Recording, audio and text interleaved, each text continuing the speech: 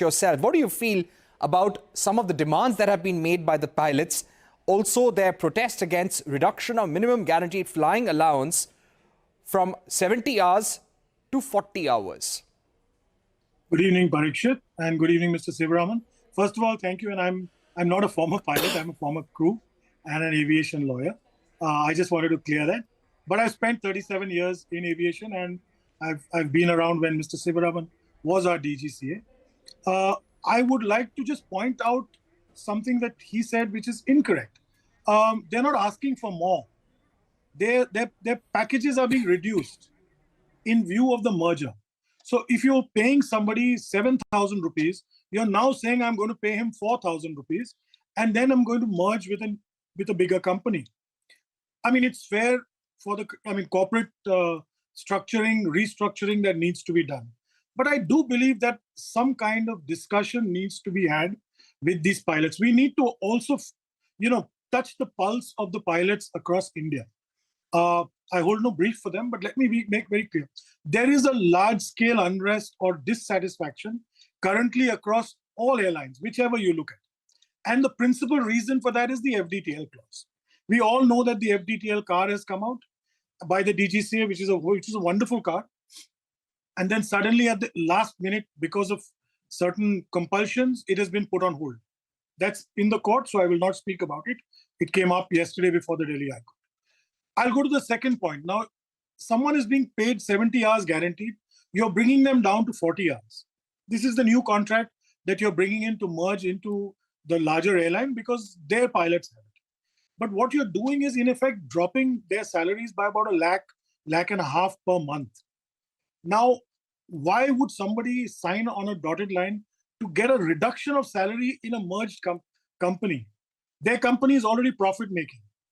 So that's the reason for disquiet. I do believe even this is surmountable if there was discussion, if there were proper, across the table discussions. I can't see, any sort of difficulty in this.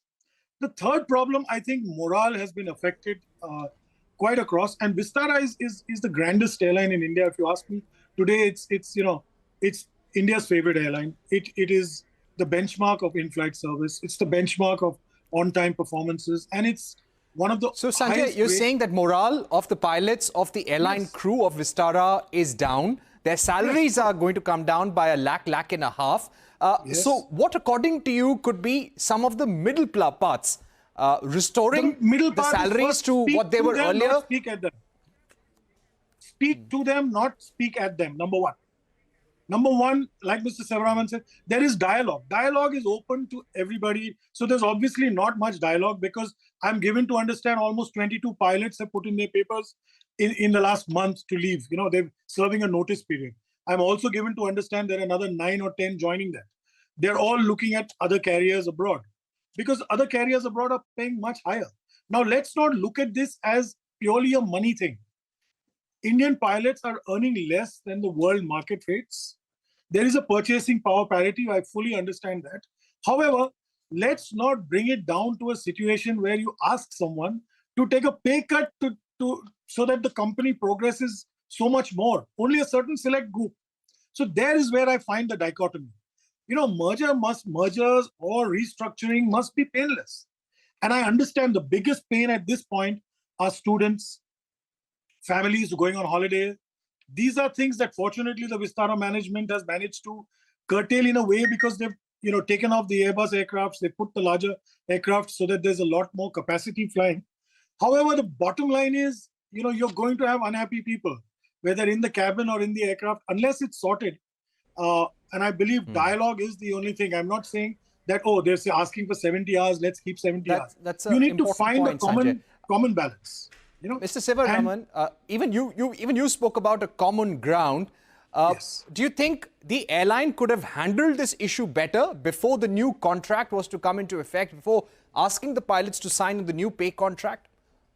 Absolutely, I agree with Mr. Sanjay, because there should have been a dialogue before they asked the pilots to sign on the dotted line.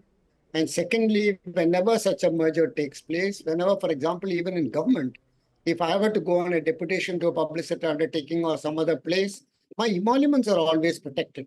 So you cannot say that you join the merged company on a reduced emoluments level, because that is not done.